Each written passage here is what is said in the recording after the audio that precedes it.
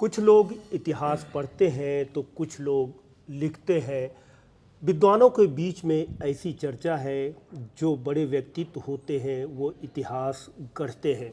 जी हाँ, आज हम ऐसे ही एक ऐसे व्यक्तित्व से बातचीत और रूबरू करवाने जा रहे हैं जिनका बिलासपुर में बहुत कम उम्र में ही न केवल बिलासपुर बल्कि देश और प्रदेश में चर्चा का वह विषय बन चुके हैं। जी हाँ, हम युवा विधायक भिलाई से बात करने जा रहे हैं। मात्र 25 साल 10 महीने के अंदर भिलाई के मेयर चुन लिए जाते हैं। जब कांग्रेस में इलेक्शन के माध्यम से पदाधिकारियों का चयन हुआ, यानी एनएसयूआई के अधिकारियों पदाधिकारियों को चयन हुआ, तो पहले जिला अध्यक्ष बनने का श्रेय दुर्ग जिले का देवेंद्र यादव को जाता है। बाद में प्रदेश अध्यक्ष बनते हैं। राष्ट्रीय स्तर पर भी वो अपना एक पहचान छोड़ते हैं। समय के साथ पिछले विधानसभा चुनाव में देवेंद्र यादव ने दुर्ग जिले से उन्होंने भिलाई क्षेत्र से विधानसभा चुनाव लड़ा और कद्दावर भाजपा के मंत्री को हराया। दोबारा भी उन्होंने ऐसा कर दिखाया। लेकिन अभी हाल फिलहाल देवेंद्र यादव का चयन लोकसभा बिलासपुर के लिए किया गया है, जिसको लेकर बिलासपुर लोकसभा क्षेत्र में अच्छी चर्चा के विषय है। विरोध भी है, संगठन में भी फूट है, जनता में अलग अलग तरीके से बातें होती हैं। आइए जानते हैं कि लोकसभा बिलासपुर वो कैसे आना हुआ। एकाएक दुर्ग भी जा सकते थे, रायपुर जा सकते थे। देवेंद्र जी, आपका सीजीवाल में स्वागत है। सवाल बहुत सिंपल है, बहुत ही साधारण सी सवाल है कि बिलासपुर आपकी उम्मीदवारी के बाद लगातार यहाँ पर चर्चा का विषय बना हुआ है। चुनाव यहाँ लड़ने क्यों आए हैं? क्यों आप बिलासपुर का ही चयन कर लिए? देखिए, ऐसा है कि हम लोग कांग्रेस पार्टी के वर्कर हैं और कोई भी चयन हमारा खुद का नहीं होता। जैसे मैं आपको बताऊं, मैं वैशाली नगर विधानसभा का रहवासी था, लेकिन कांग्रेस पार्टी ने मुझे भिलाई से चुनाव लड़ाया। मिनिस्टर के सामने, सिटिंग मिनिस्टर के सामने चुनाव लड़ाया। तो ये कांग्रेस पार्टी का निर्णय है। उसी तरह बिलासपुर में कांग्रेस पार्टी ने ये हमको जिम्मेदारी दी कि हमको पार्टी का झंडा यहाँ बुलंद करना है, यहाँ के स्थानीय साथियों के साथ मिलकर। तो हम उस काम को कर रहे हैं और एक ऑर्गेनाइजेशनल स्ट्रक्चर है। ये स्ट्रक्चर काम करता है। देवेंद्र जी, चर्चा का विषय तो ये भी है कि जब भारतीय जनता पार्टी के सामने कांग्रेस प्रत्याशियों का चयन की बात हो रही थी, तो दिल्ली में बड़ा रस्साकसी हो गई लोकसभा क्षेत्र कांग्रेस के लिए कि कौन प्रत्याशी बनेगा। उस रस्साकसी का रिजल्ट आप है, इसमें कितना सच्चाई है? देखो, रस्साकसी जिनके बीच में हुई होगी, जो चर्चा किए होंगे वो जानेंगे। मैं तो भाई, ऐसा है कि पार्टी जब कोई भी निर्णय लेती है, मैं इस बात को समझता हूँ कि उसमें चर्चा होती है, डिस्कशन होता है। डिस्कशन में ओपिनियंस होते हैं। ठीक है। ओपिनियंस वेरी कर सकते हैं, लेकिन जो निर्णय होता है वो सभी लोगों के से समन्वय बनाकर होता है और सभी लोगों की सहमति से होता है। तो पार्टी ने ये निर्णय किया, वरिष्ठ नेताओं ने निर्णय किया, मैं सबका धन्यवाद करूंगा। और साथ ही साथ मैंने ये वादा भी किया है कि मैं मजबूती से चुनाव लड़ूंगा और सब के हमारे यहाँ के कार्यकर्ता, हमारे यहाँ आम जनता, उनकी भावनाओं पे खरा उतरूंगा। जब आप बिलासपुर आते हैं तो ऐसा लगता है कि जैसे बिलासपुर में कोई कार्यकर्ता ही नहीं है। आप बहुत बड़ा काफिला लेके दूर से चलते हैं, 100-150 की गाड़ी होती है। ये डर पैदा करने के लिए आए थे क्या? ये आपकी जानकारी में थोड़ा अभाव है, आपको जानकारी का। दरअसल मैं कोई काफिले के साथ नहीं आया। मैं बहुत सारी गाड़ियाँ लेके नहीं आया। यहाँ पर जो भी गाड़ियाँ या जो भी लोग थे, वो बिलासपुर स्टेशन में बिलासपुर के हमारे युवा नेताओं के और छात्र नेताओं के, वरिष्ठ नेताओं के मार्गदर्शन में आए हुए लोग थे, जिसका निर्देश जिला कांग्रेस कमेटी के द्वारा दिया गया था। मैं तो ट्रेन से आ रहा था। हाँ, ये बात ज़रूर सही है कि जब मैं रेलवे स्टेशन दुर्ग पहुँचा था तो वहाँ हज़ारों की संख्या में लोग मुझे बिलासपुर भेजने के लिए आए थे, सियाफ करने आए थे। जी, ये बात ज़रूर है। जी, क्या ये चयन का आधार यादव समाज भी है? देखिए, पार्टी, क्योंकि यादव समाज बहुत समय से राजनीतिक रूप से प्रतिनिधित्व मांग रहा था और दोनों पार्टियों से मांग रहा था। और कांग्रेस पार्टी चूँकि सभी जाति, धर्म, वर्ग को लेके चलती है और ओबीसी की बहुसंख्यक समाज है यादव समाज, तो उसको लीडरशिप यादव कांग्रेस पार्टी देना चाहती थी। तो मुझे लगता है ये भी एक वजह है, केवल ये नहीं लेकिन बहुत सारे मापदंड होते हैं जिसमें ये भी एक विषय है। यादवों का तो ये कहना है कि बिलासपुर में यादव है ही नहीं, शायद इसलिए देवेंद्र यादव को टिकट मिल गया। ये तो देखो ऐसा है कि राजनीति है, राजनीति में जो दूसरा पक्ष होता है ना, वो बहुत सारे आरोप लगाता है और नैरेटिव बनाता है। ठीक है, सामाजिक स्तर की अगर बात करूं तो मुझे कुछ कहने की ज़रूरत नहीं है, वो सभी लोगों को जानने और महसूस करने की ज़रूरत है। मैंने ये देखा कि केवल यादव समाज नहीं, बिलासपुर लोकसभा के अंदर हर समाज बहुत ज़्यादा आशीर्वाद और स्नेह दे रहा है, और उसके अंदर ये भाव है कि ये नया बच्चा, नया लड़का हमारे नहीं, अब छोटे भाई, लड़का बड़ा मेच्योर हो गया है, ये लड़का महापौर बनता है, पहली बार विधायक, दूसरी बार विधायक, पदाधिकारी तमाम बनता है, अब बच्चा नहीं रहा देवेंद्र नहीं, यादव। लेकिन तभी भी ये तो है कि राजनीतिक दृष्टिकोण से बेहद युवा अवस्था है। तो ऐसे समय में जो बड़े बुजुर्ग हैं, हर समाज के, हर वर्ग के, उनका बहुत स्नेह मिल रहा है। मैं तो जहाँ जहाँ जाता हूँ लोग बोलते हैं कि बस बहुत हो गया, ये ईवीएम इस बार देखिएगा बेटा, ईवीएम से नहीं होना चाहिए, बोले वो मशीन से नहीं होना चाहिए, बोलते हैं वो उससे होना चाहिए, बैलेट पेपर से होना चाहिए, क्योंकि हम लोग तो पंजाला देते हैं। आश्चर्य की बात है, जब आप सरकार में रहते हैं तो ईवीएम जय जय, और जब विरोध में जब विपक्ष में आ जाते हैं तो ईवीएम के ऊपर सारी नाकामियों को आप लोग खपल देते हैं। देखिए, मैं तो नाकामियाँ खपलता नहीं हूँ, मैं तो विषय को बता रहा हूँ जो लोग कहते हैं, क्योंकि आम जन की भावना है, वो इस देश में लोकतंत्र और संविधान को बचाए रखना चाहते हैं। वो इस बात को लेकर उनके मन में डर है कि जो फ्री एंड फेयर चुनाव संविधान में लिखा है कि निष्पक्ष इलेक्शन होने चाहिए लोकतंत्र को बचाने के लिए, उस निष्पक्षता में एक नैरेटिव हावी होते जा रहा है लगातार, वो है ईवीएम का, जिस पर ना कि चुनाव आयोग, ना सरकार, ना कोर्ट, ना कोर्ट, कोई, मैं कोर्ट की बात तो नहीं कहूँगा क्योंकि न्यायालय सर्वोपरि है, और कहीं पर भी जो इस पर चर्चा और पब्लिक डोमेन में इस कन्फ्यूजन को क्लियर करने का जो नैतिक धर्म और नैतिक जिम्मेदारी सरकार की बनती है या संस्थाओं की बनती है, वो उसमें असफल रहे हैं। आप ईवीएम को मानते हैं? आप विश्वास है ईवीएम में? मैं देखो, इस पे जितना भी इस टॉपिक पे डिस्कशन करेंगे हम, वो उसका कोई मतलब नहीं है। इससे बेहतर है हम राजनीतिक चर्चा करें। हम तो चुनाव लड़ने आए हैं और हम चुनाव में परिणाम लाएंगे यहाँ पर। ठीक है, अब ये अगर सुनिए, जो एक चर्चा होती है 5%, 10%, 15% वोट ये सेट कर देते हैं, उतना भी कर देंगे ना, उसके बाद भी हम जीत के आएंगे। इतना लोगों के अंदर 10 साल को लेकर आपके जीत को लेकर इतना ज़्यादा दावा है, बड़ा कॉन्फिडेंट है आप। जब आप बिलासपुर पहुँचते हैं, आपका एक कार्यकर्ता आमरण अनशन में बैठ जाता है, इतना ज़्यादा विरोध है आपका। वो ही कार्यकर्ता, जब मैं बिलासपुर में 2 दिन सब वरिष्ठों से मिलता हूँ, उसके बाद उस दिन से आज दिनांक तक लगातार कंधे से कंधा मिलाकर कांग्रेस की विचारधारा को, कांग्रेस की रीति नीति को आगे बढ़ाने का काम करता है। किस तरह माना कार्यकर्ता हो? देखो, ऐसा है, हर विषय के 2 पहलू होते हैं। हम एक पहलू देख के ओपिनियन बना लें, वो मुझे लगता है कि उचित व्यवहार नहीं है। दोनों ओपिनियन, दोनों तरफ के विषय को देख के ओपिनियन बनाना चाहिए। जब आप बिलासपुर आए हैं तो लोग आपकी बायोडाटा को सामने रखते हैं, जैसे कि मैंने रखा है, तो मेयर के भी कामकाज की तुलना हुई होगी। हाँ, पहली बार विधायक बने तो हुई होगी, दूसरी बार बने तो हुई होगी। भिलाई और दुर्ग की चुनौतियां अलग हैं। उन चुनौतियों को जब यहाँ आप पहुँचे होंगे, वो चुनौतियाँ आपके साथ आई होंगी, तो बिलासपुर में आपको क्या चुनौतियाँ दिखाई दे रही हैं? कोई चुनौती नहीं है। देखिए, हर जगह का मिजाज ये है कि भारत है ना, मैं पूरा भारत घूमा हूँ आदरणीय राहुल जी के साथ, पद यात्रा में कन्याकुमारी से कश्मीर तक, मणिपुर से मुंबई तक, मैंने पूरा भारत देखा है। और मेरा जो भारत को लेकर अनुभव है वो ये है कि भारत के लोग बहुत ही खुले दिल के, अपनाने वाले और प्यार करने वाले और प्यार बांटने वाले लोग हैं, एक दूसरे का सम्मान करने वाले लोग हैं।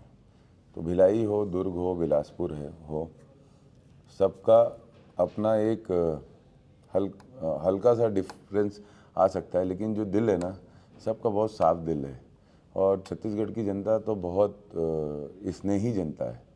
तो बिलासपुर की जनता, छत्तीसगढ़ की कहा है मैं बिलासपुर पर आ जा मैं रहा हूँ। हाँ, बिलासपुर, छत्तीसगढ़ में बिलासपुर भी आता है। और मैं बिलासपुर के लोग तो दिल से दोस्ती करने वाले हैं, और बिलासपुर के लोग कहीं हेटा भी नहीं खाते कभी, ठीक है। तो ये आंदोलन की धरती है। हाँ, तो बिलासपुर के लोगों से मेरा मिजाज तो मिलता है। आपने क्या? मेरा जितना मेरा नहीं, कल बैकग्राउंड, आपको एक अनकंफर्टेबल स्थिति सामना करना पड़ा पत्रकार वार्ता में कि आपको एक पत्रकार ने सीधे सीधे जनता की बात को रख दिया कि आप बाहर के हैं, अच्छा, कन्हैया कुमार के सामने, कि वो बाहर के। इसमें अनकंफर्टेबल क्या है? ये तो सच है, ये तो सच्चाई है। इसमें क्या अनकंफर्टेबल होगा?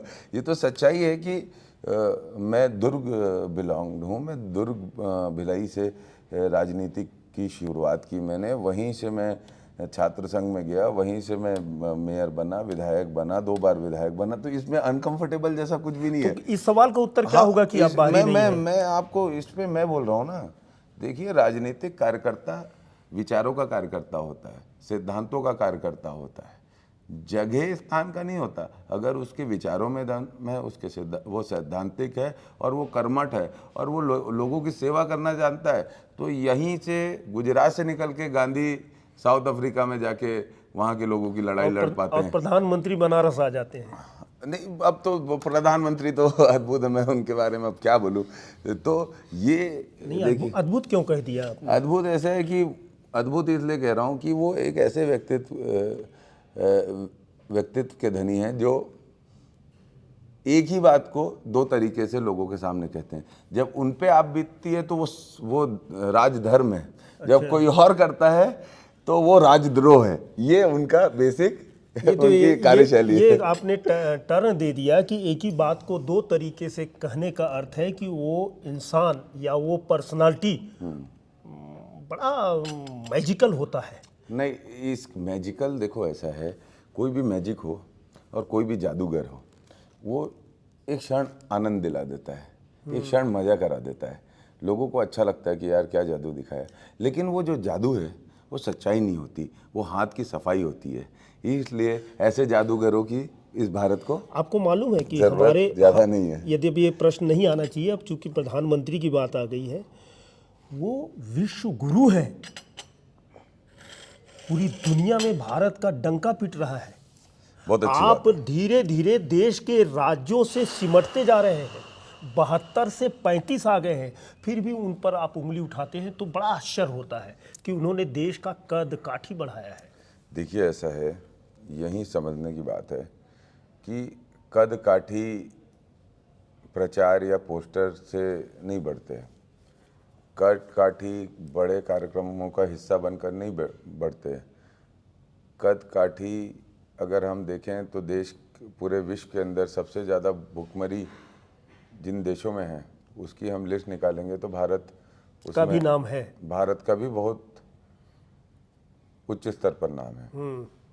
हम देखेंगे बेरोजगारी, तो आज देश में युवाओं का क्या हाल है, महंगाई पिछले 10 सालों में कितनी ज़्यादा बढ़ गई है।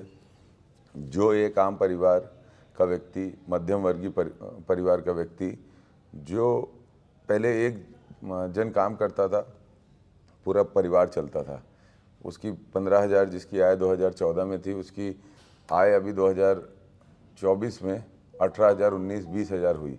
लेकिन जो महंगाई है वो उससे 2 गुना, 3 गुना, 4 गुना बढ़ गई। तो कहने का ये अर्थ है कि भाई, इस भारत को, भारत के आम लोगों को उनके जीवन में सुकून, शांति, उनके जीवन में आर्थिक संपन्नता और सामाजिक सम्मान चाहते हैं, ना कि कोई एक व्यक्ति के लिए ताली और थाली ठोकते ठोकते अपनी ज़िंदगी और अपनी उम्र गुजार दें और अपने बच्चों का भविष्य ना बना मास पाए। लीडर है कि ताली और थाली ठोकवा लिया, और आप भी ताली और थाली ठोके हैं। जादूगर है, मैं तो बोला ना, जादूगर है वो, पल और आप जानते हैं कि हाथ की सफाई है, फिर भी आपने ताली बजाया और थाली बजाया। देखो, ऐसा है, मजबूरी थी। ये एक ऐसा टॉपिक है, इस टॉपिक पे अपन आधे पौन घंटे बात कर सकते हैं। आप अगर करना चाहें तो मैं तैयार हूँ। नहीं, देखो, मैं इसको आपके सवाल का जवाब दे देता हूँ। तो ऐसा है कि भाई अब ये हाथ की सफाई है ना, चोर जो होता है ना, चोर क्या करता है, जब उसको जेब काटनी रहती तो एक आदमी और आता है, उसका ध्यान भटकाता है और वो धीरे से और दूसरा काम कर लेता काम है कर लेता है और तीसरे के पास चला जाता है। हाँ, तो ये चोरी चल रही है भारत में। तो मैं ये कहना चाहता हूँ कि हम ये चाहते हैं कि यहाँ के आम लोगों की, जो यहाँ की जनता है, उनकी सुनवाई हो, उनके आधार पर डेवलपमेंट हो और उनका कल्याण हो, ना कि नैरेटिव बनाया जाए, आपसी लड़ाया जाए और युवा हमारे बेरोजगार रहें। हम बिलासपुर को ही देख लें, 10 साल में बिलासपुर को क्या दिया है मोदी जी ने? मैं एक आपसे सवाल करता हूँ, आप बताइए ना, इन पिछले 10 सालों में, आपने 5 साल में क्या दिया बिलासपुर को? पिछले 10 सालों में केंद्र की सरकार ने क्या दिया बिलासपुर को? आपने 5 साल में क्या दिया बिलासपुर को? बिलासपुर को पिछले 5 सालों में सबसे ज़्यादा अगर कोई मजबूती दी कांग्रेस ने, तो छत्तीसगढ़ के किसानों को, बिलासपुर के किसानों को समर्थन मूल्य से पैसा दिया, जिस पे ये सरकार भी मजबूर हुई इस बात को मानने के लिए कि ये धान का कटोरा है छत्तीसगढ़, और यहाँ पर सर्वोच्च सम्मान के लिए हमारे आदिवासी भाई, हमारे किसान भाई, सब लोगों को आपको ध्यान रखना पड़ेगा। तो हमने तो एक दिशा दी है इस छत्तीसगढ़ चलिए को। बिलासपुर मैं आपसे पूछना चाहता हूं कि 10 साल में नरेंद्र मोदी जी ने क्या दिया है हमारे लोकसभा क्षेत्र को? एक उपलब्धि बता दें। उप मुख्यमंत्री अरुण साव जी, एक उपलब्धि बता दें। उसके पहले के सांसद एक उपलब्धि बता दें। पिछले 3 दशकों के सांसद एक उपलब्धि बता दें कि वो सांसद रहते हुए, बीजेपी के सांसद रहते हुए, इस हमारी लोकसभा के लिए क्या किया। एयरपोर्ट तो बन रहा है। इसमें हमारी सरकार का भी योगदान था और उस एक एयरपोर्ट की एयर ट्रिप से आप ये मानते हैं बिलासपुर का उतने ही के लायक था? बिलासपुर क्या कोई IIT, IIM, एम्स, इसकी ज़रूरत नहीं थी बिलासपुर को? त्रिवेंद्र जी, अच्छा सवाल आपने मुझको दे दिया है। बिलासपुर ने हमेशा अपने संघर्ष से हर अधिकार को हासिल किया है।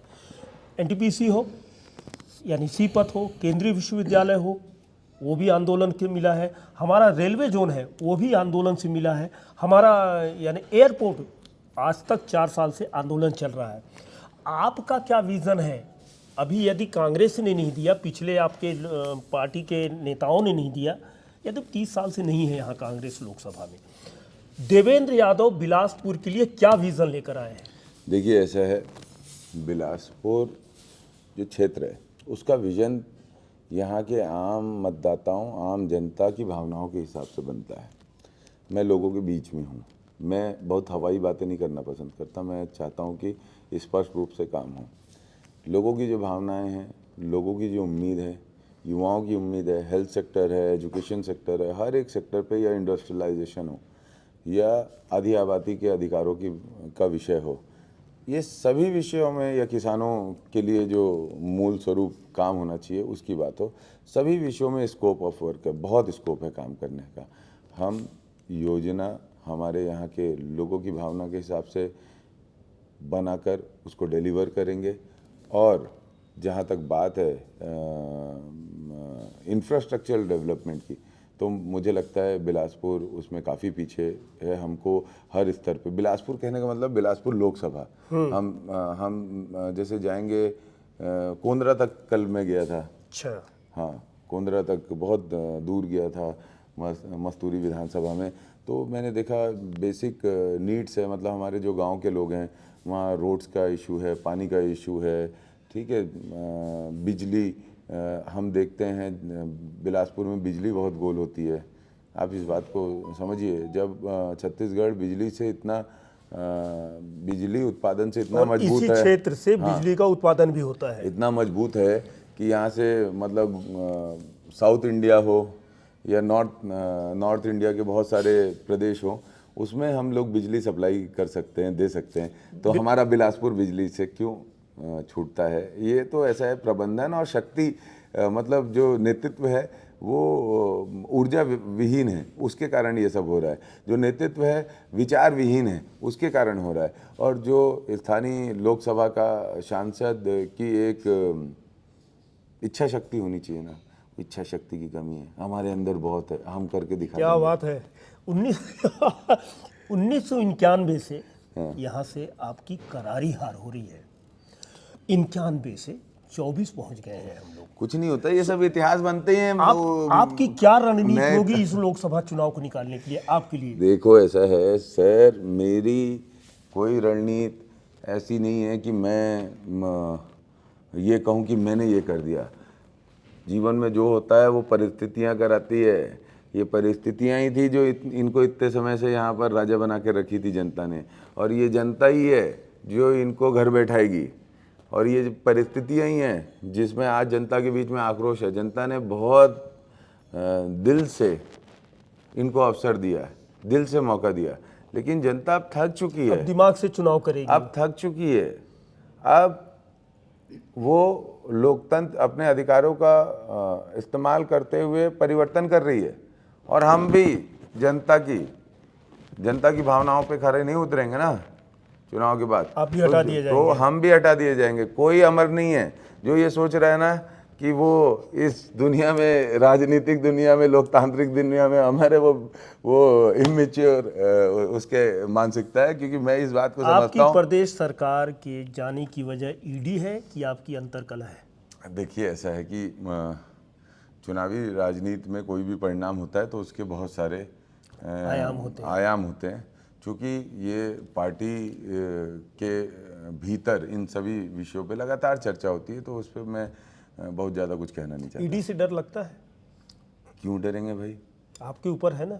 नहीं, डरने की क्या बात है इसमें? सवाल मैं आपसे कर रहा हूँ, क्या डरने की बात है इसमें? क्यों, जब एक देश का एक बहुत बड़ा नेता प्रदेश का मुख्यमंत्री अंदर जा सकता है, तो देवेंद्र यादव कितना सुरक्षित है? तो वही तो बात है, जब एक प्रदेश का दो मुख्यमंत्री बिना सही जांच के, बिना स्पष्ट रूप से अपना ओपिनियन उनका समझे, उनको फंसाकर जेल भेजा जा सकता है, तो मैं क्या हूँ? मैं तो एक आम कार्यकर्ता आप हूँ। सांसद बन गए और ईडी उठा ले गई, तो बड़ा। भाई उनकी सरकार बन रही है, पहले ये बात, उनकी सरकार नहीं बन रही है। दूसरी ये बात कि कोई भी एजेंसी न्यायालय से बड़ा नहीं है, और ये न्यायधानी बिलासपुर है। और जो सच्चाई है वो बाहर आने में हो सकता है कि कुछ रोज़ लग जाएं, कुछ महीने लग जाएं, कुछ साल लग जाएं, लेकिन सच समय के साथ सामने आता है। और मैंने हर विषय पे मुखर होकर अपने विचारों को रखा है, अपनी बातों को रखा है, और ये डरा दबा तो सकते ही नहीं। मैं हेटा नहीं खाता, क्या ठीक बात है ना? छात्र जीवन से ही आप तो बड़े तेज तर्राक हैं। ये सब से कोई फर्क नहीं पड़ता, और जो सच्चाई आने वाले वर्षों में सामने आ जाएगी। न्यायालयीन प्रक्रिया में हमको पूरा विश्वास है। ईडी से डर नहीं लगता? डरने की क्या बात है? एजेंसी है, आए, पूछे, समझे, जाने, जांच करे, हमें क्या दिक्कत है? करे और निकाल के दिखाए कुछ है तो। ऐसा आपको क्या लगता है कि बिलासपुर के प्रत्याशी बनने के बाद बिलासपुर की 20-25 सालों में सबसे महत्वपूर्ण कौन सी मांग हो सकती है यहाँ पर? देखिए ऐसा है, बिलासपुर में मैंने युवाओं से काफ़ी बात की है। युवाओं के मन में यहाँ पर बिलासपुर को लेकर जो इंफ्रास्ट्रक्चर डेवलपमेंट होना चाहिए था, युवाओं को केंद्रित करके, जैसे हम देखें रायपुर शहर, दुर्ग शहर और बिलासपुर, इसमें अगर संस्कारधानी और न्यायधानी दोनों कहीं हैं तो वो बिलासपुर है। यहाँ से अरपा मैया उद्गम होता है, और जहाँ पर हम जानते हैं वैदिक कालों से भी, जहाँ पर नदी का उद्गम होता है, वहीं पर सभ्यता का विकास होता है। तो ये एक सभ्यता है बिलासपुर। इस सभ्यता को जिन ऊंचाइयों पे पहुंचना था, क्या इतने सालों में वहाँ तक यहाँ के सांसद या केंद्र सरकार के इंटरेस्ट से पहुँच पाई है कि नहीं हुआ है? यहाँ पर ये आंदोलनकारियों की धरती है, क्रांतिकारियों की धरती है, तो उसको एक क्रांतिकारी आवाज़ उसकी बनने और उसकी आवाज़ बनने ही आया हूँ मैं, कि हर एक मोर्चे में हम उनकी बात रख के उनकी इच्छाओं के हिसाब से परिणाम दिला। आखिरी सवाल, वर्तमान में ऐसा लग रहा है कि प्रधानमंत्री के मोदी के सामने टिकने वाला कोई शख्स आपके पास नहीं है। उसी से जोड़ते हुए कि मैं सुनना चाहता हूँ, प्रदेश की जनता और बिलासपुर के आपकी लोकसभा की जनता सुनना चाहती है कि प्रदेश की 11 सीटों में आप कितना है और प्रधानमंत्री मोदी के मुकाबले आप कहाँ हैं? देखिए, ऐसा है, बहुत स्पष्ट रूप से मैं आपको बताना चाहता हूँ। देश में केवल और केवल वातावरण बनाया जा रहा है कि हम इतनी सीट्स ले रहे हैं। ऐसा कुछ नहीं है। इसका 400 पार है, इसकी कोई सच्चाई नहीं है, इसमें कोई लेना देना। 400 पार क्या, कैसे वो कह सकते हैं 400 पार? जनता ओपिनियन देगी। ठीक है, उनका नारा है, उनके नारा के स्वागत है, लेकिन ऐसी कोई परिस्थिति नहीं है, ऐसा कोई वातावरण नहीं है। भारतीय जनता पार्टी डरी हुई है, इसलिए वो विपक्ष के नेताओं पे